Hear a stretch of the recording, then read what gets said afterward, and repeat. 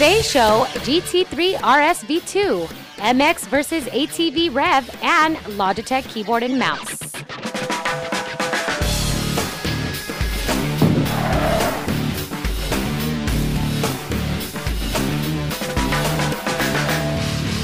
This show is sponsored by Sim Raceway. Welcome to Inside Sim Racing, episode 91. I'm Jessica Lopez, and I'm Tom Hackey. Tom Hackey sitting right over here playing some Gran Turismo 5 at Laguna Seca, driving the Pagani Zonda. That's right. We're going to be reviewing this title in our next episode of Inside Sim Racing, and actually Tommy's reviewing it as we speak.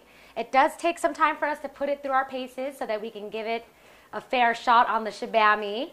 And I've noticed there's some reviews out on the web, and I'm not quite too sure how they were able to review this title so quickly. We've only had it here in the studio for 2 days. We actually just received our second copy earlier today. So we're gonna have some fun with it, test it out, review it, expect that in the near future. And for a title that took 5 years to develop, we think that it's only fair for us to give it due diligence and do a thorough review on that. So that does take some time. Please be patient with us, and it'll be coming up soon. And if you notice here, Tommy is using the Fanatec GT3 RS wheel, which is my personal favorite, and we'll be taking a look at that later on in today's show. But first up, we have some other peripherals. We have the Logitech wireless gaming mouse G700, which, as you can see, is not in the box. Shaun is in the other room using this mouse to edit currently. I've tried it out, and so is Tommy. I love the thing. It's amazing. It's precise. Like he said, it's very precise. We all love it. And in addition, we have this Logitech gaming keyboard, the G510. And Shaun is going to review both these and put them on our ref scale, which is our 1 to 10 scale. So here's Shaun reviewing the wireless gaming mouse and keyboard. As a die-hard sim racer, I spend many hours at my PC racing and demand the highest quality components to make me faster. Now, I cannot say that a keyboard or a mouse will make me faster. However, the reality is I spend many additional hours at my computer not racing. I also spend many hours editing, playing first-person shooters, strategy games, or just the general web browsing and forum posting. It is these moments that our peripherals beyond the wheel and pedals matter the most. Today we are looking at two different pieces from Logitech, the G510 gaming keyboard and the G700 wireless gaming mouse. The keyboard is not for the basic user and comes with so many features and built-ins that it might not even be needed by most.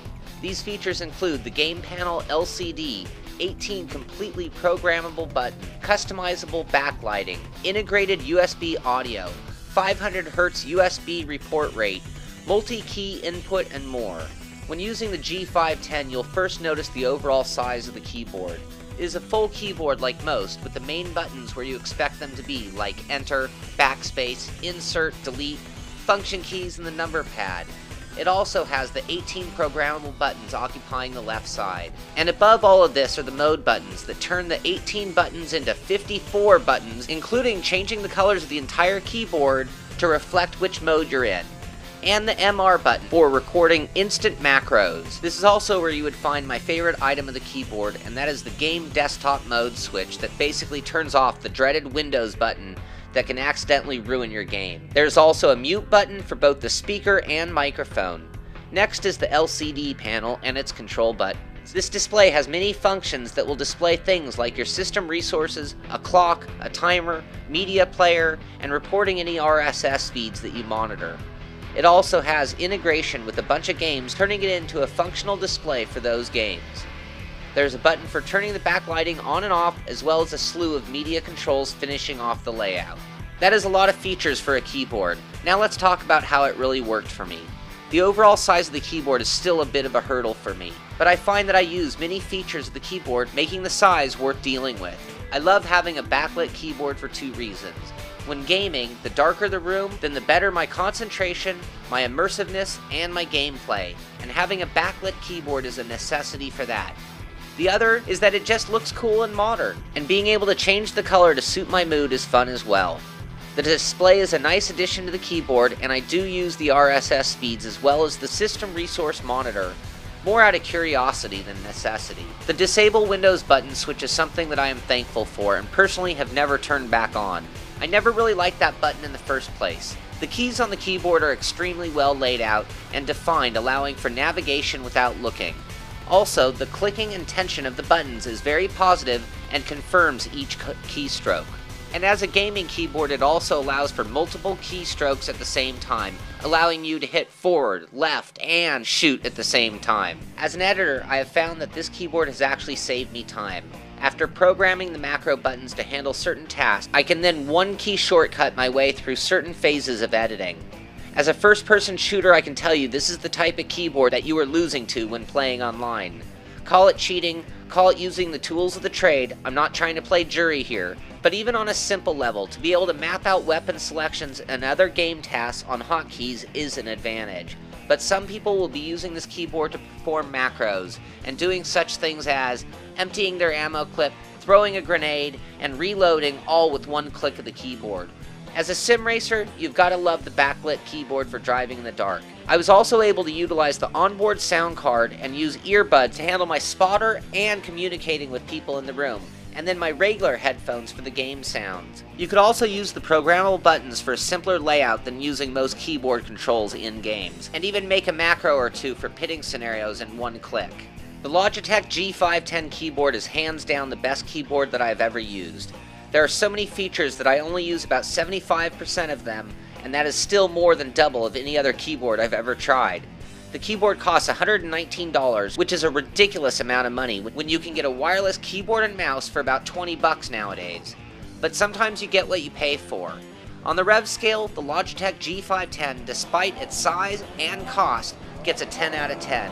It is well deserved when you consider the comfort, the smoothness, the backlighting, and all the options that make it the best keyboard I've ever touched. And that takes us to the Logitech G700 mouse, which is another piece out of the Logitech Gaming Series line. This mouse throws conventional shape out the window and is blatantly Logitech's attempt at ergonomics. Beyond its strange shape, it is covered in buttons and textures separating it from most other mice. It is a wireless mouse with a data charging cable for charging while using or eliminating the wireless.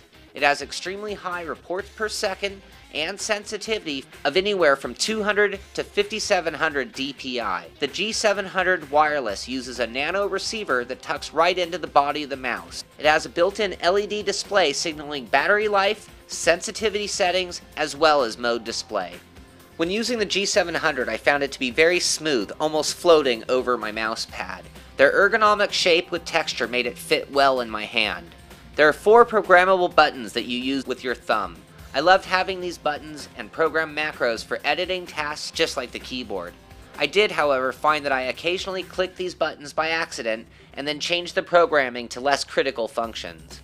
There are also 2 buttons near the scroll wheel. The top button is for turning off the ratchet mechanism within the wheel. The lower button changes the mode of the mouse. You can program up to 5 different modes, each with buttons mapped differently, and switch between them with this button. You can even program these settings into the mouse in case you use it with a different computer. There are also 3 other buttons to the left of the mouse wheel. With these I can change the sensitivity of the mouse from as low as 200 dpi all the way up to 5700 for extreme precision. The third button is to check the charge level on the mouse with the LED display. As I mentioned earlier, having programmable buttons that perform macros can be a huge advantage to perform multiple button tasks with one click. As a first-person shooter, to be able to change modes and to perform macros, to be able to adjust the sensitivity as I change my weaponry is almost an unfair advantage. Again, if losing online, it is probably to someone using this type of hardware. As an added bonus for me was the data charging cable. This meant I am never without a mouse, and also allowed me to not be wireless if needing a lossless connection. Also, it can be plugged in on the fly seamlessly. The Logitech G700 wireless gaming mouse comes in at $100. That makes it a very expensive mouse and is easily its biggest problem. On the rev scale, we give this mouse an 8 out of 10 based on the amount of features all fit into one very pricey mouse. Now for the average sim racer or basic computer user, I would never recommend these products. They are just over-engineered for that. But if you are an extreme gamer, these products are specifically made for you. And on a finishing note, both the keyboard and the mouse both worked on the PS3 and Xbox 360. Not every function worked, but being able to use them makes typing things a lot easier than using the hand controller. This is true for most USB keyboards and mice when it comes to the Xbox and PS3. That's just a little food for thought. rFactor Central, the home of the one-click install. Go to rFactor Central now and download the new client for the fastest downloads and one-click install your favorite rFactor mod. No more mass errors, no more viruses, automatically download and install hundreds of cars and tracks and never have to manage a file to do it. Seeing is believing. Go to rFactorCentral.com, download the new client, and try out the free trial membership for yourself.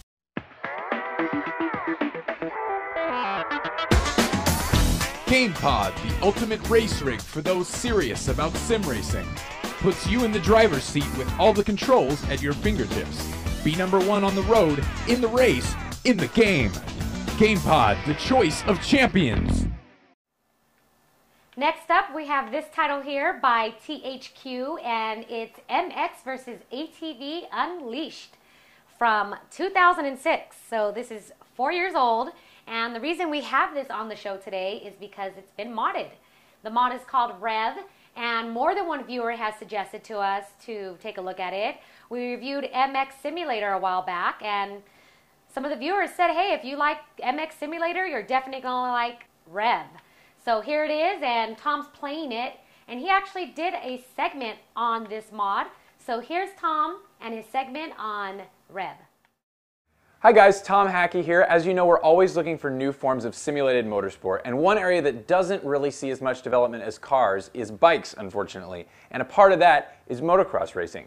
Now, a while back we reviewed MX Simulator, and we liked it a lot, but recently a viewer turned us on to this patch for MX versus ATV Unleashed. It's actually an older title from 2006, kind of hard to find. We had to order it from Great Britain online, but it was only about 10 bucks. And these guys have patched it and made it much more of a simulator to drive. It is awesome. The Rev mod changes MX vs. ATV quite a bit. The first thing it does is it takes the game's somewhat goofy and arcadey stock physics and transforms them into some very satisfying sim-type physics. It's properly difficult with speed and weight transfer, very important factors, from little things like carrying speed through a corner to big things like whether or not you're going to land the next jump. The new first-person view brings you right into the action, even though it has the potential to make you sick on the whoops. It's very cool though, and it feels like you're leaning the bike into the turns. They've added new bike skins, including the 2010 motocross bikes, tons of new tracks, tricks, new rider outfits, and they've also got a program called Hamachi for renewed online play since the servers for this game have long been shut down. If all of that still isn't enough for you, head on over to the forums at mxg-hq.com where you'll find so much content you won't even know what to do.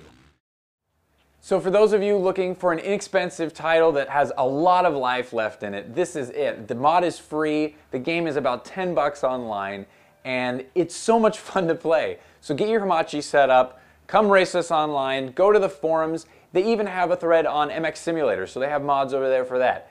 Check it out. It is awesome. mxg-hq.com and tell them Inside Sim Racing sent you. Next up, it's time for us to take a look at Fanatec's GT3 RS V2. And Darren's going to show you the differences over its predecessor, the V1. In addition, how he set it up for Gran Turismo 5. So here's Darren with Fanatec's GT3 RS V2. Today's top story is sponsored by RaceSimCentral.com, sim racing news and forums since the year 2000. It's been about 6 months since the announcement of the GT3 RS V2. We've had our V2 for about that same amount of time and have definitely put it through its paces. The most significant changes in the V2 are to the PS3 compatibility as well as the added hardware adjustments that can be made on the fly. There's also no need to backdate your PlayStation 3 anymore. The wheel is plug-and-play compatible with all driving games that support force feedback. Club Sport paddle shifters made of aluminum are now included with the wheel. You now have the ability to adjust the steering rotation independent from the game, and it can now be adjusted from 90 degrees all the way to 900 in steps of 10. Also, adjustments to the force feedback strength during gameplay has been improved. Some new hardware features include the ability to adjust damper strength with a drift mode setting, and you can also add dead zone to the steering axis in increments of 10%. A linearity adjustment has been added, an ABS vibration feature that allows you to set the amount of force that you press on the brake that creates vibration in both the pedals if you have club sports and in the wheel. Also now with a new firmware upgrade that recently came out, you can adjust the center spring and fine-tune damper settings on the wheel as well. Make sure to pick up the wheel's firmware at Fanatec's blog located at 911wheel.de, and also check back there frequently for new updates. Now here's how we set up our Fanatec wheels for Gran Turismo 5. First, make sure your wheel is in PS3 mode by pressing the base button and the select button at the same time so that this red light on the display comes on. That indicates it's in PS3 mode. This is for the Carrera and the GT3. In-game, go to the Options menu by navigating to this gear button, which is My Home Settings. Then go to Options, scroll down to Steering Controllers, and then click on Steering Settings. Change the type of steering to Simulation, Power Assisted, turn off, Force Feedback Strength, turn up to 10. Now that you have that all set up, you can map your controls if you'd like, or go with the default. We're using the default setting. Next, you should get familiar with how the buttons are mapped. The default mapping is pretty good, and this is how the wheel is configured for PS3 buttons. Check that against the controller setup screen to verify what controls do what, or you can remap things here as well. Now once you got your wheel all set up in-game, to get the most realistic experience out of your wheel and Gran Turismo 5, I recommend turning the default traction control and all aids off. Next up, some people have mentioned wobble on the straightaways with the Fanatec wheels. I've come to find out that this is due to excessive drift mode, or having the drift settings too high, and it causes this oscillation on straightaways. If you want a very free wheel and don't mind it rotating like that, set it all the way to 5. If you want the wheel to not do that, set your degrees of rotation to 900 in sensitivity, and then turn the drift mode down to 2 at the most. The lower you go, or turn it all the way off, the less of a chance you're going to get that oscillation. Also, if you add 10 to 20% dead zone, that makes it run straight as an arrow. These are the settings I'm currently using for GT5. First, press the tuning menu to access these features. Then you can have up to 5 presets, S1, 2, etc. First on the menu is sensitivity. I have mine set to 900, and that's the degrees of rotation. Next up, FF, which means force feedback. I have mine at 100. You can adjust this in steps of 10. Next up is SHO, or shock. I have mine at 100, and this is how strong the vibration is in relation to the throttle, or if you're using the ABS settings. Drift mode. Drift mode will change how much dampening the wheel has. Off equals full dampening, 5 and the wheel will be very free spinning. I have my drift mode set to 2 or sometimes 1.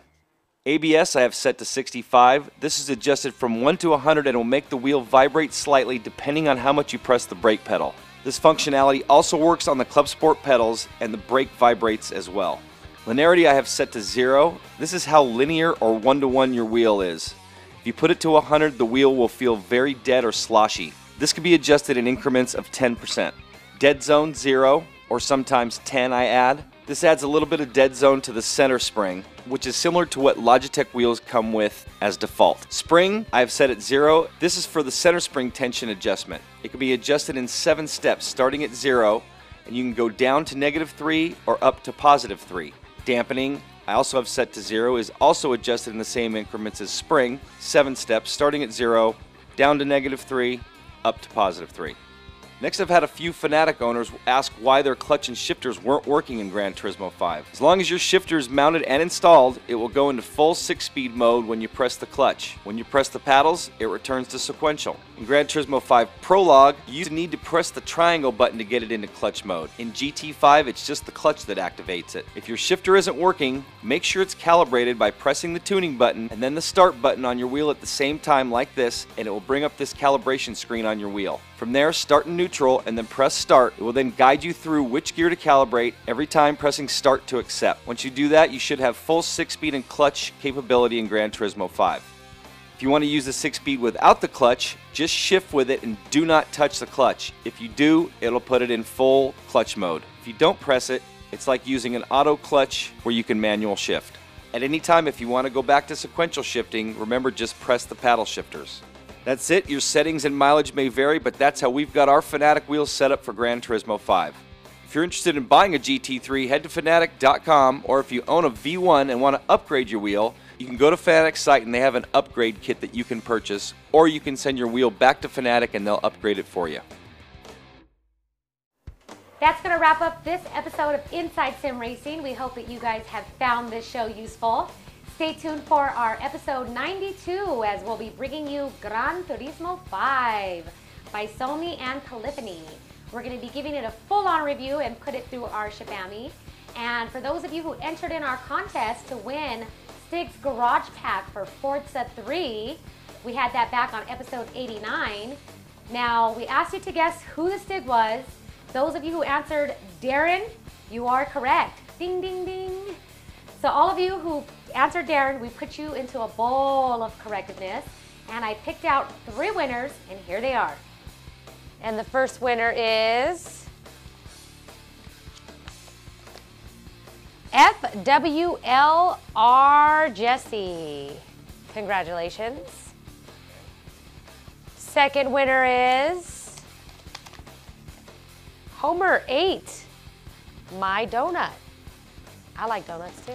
And the third and final winner for Stig's Garage Car Pack is Papa. Congratulations, guys. We'll get you those codes via email through our forums where you signed up. And thank you to everyone who participated in the contest and to Tur10 for hooking us up with those codes.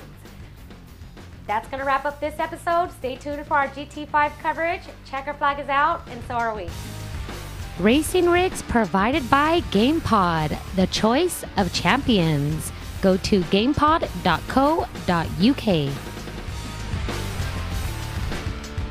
Some people, some viewers, some peeps of ours in the community gave it a mention and suggested, check it out. I love the thing. We all love it. Shaun's gonna give it, let me start over, 5 years to develop, as most of you know out there. So in order for us to do our due diligence, and for those of you who answered correctly, we put all of the correct answers into a bowl.